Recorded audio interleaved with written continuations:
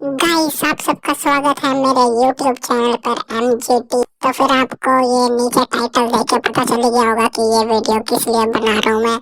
तो फिर गाइस, आप सबको मैं आज बताने वाला हूँ कि 4 GB रैम के फोन पे सेंसिटिविटी क्या होता है भाई। सेंसिटिविटी मतलब बहुत सारे लोग होते हैं जिनके पास मतलब 4 GB रैम का फोन होता है भाई, उनको 4 GB रैम की सेंसिटिविटी नहीं पता चलती या जिनके हेड नहीं लगते।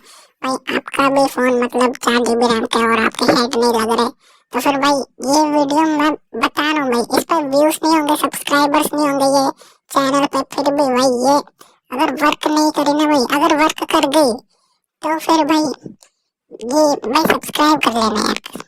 सब्सक्राइब भाई, सब्सक्राइब तो करना भाई। मैं चलो आपको सीधे सीधे बताता हूँ, सेंसिटिविटी ज़्यादा टाइम वेस्ट नहीं करता। आप लोग बोलोगे कि टाइम वेस्ट कर दिया, तो फिर आ जाओ भाई। ये हमारा सेटिंग खुल गया, ये इनमें इसमें ये सेंसिटिविटी। लाइक जरूर कर देना, सब्सक्राइब कर देना भाई, कमेंट भी कर देना, थैंक्स लिख देना अगर सेंसिटिविटी वर्क किया। तो मिलते हैं आपसे नई वीडियो में भाई, देखा करो यार मेरी वीडियो, सब्सक्राइब कर दिया करो।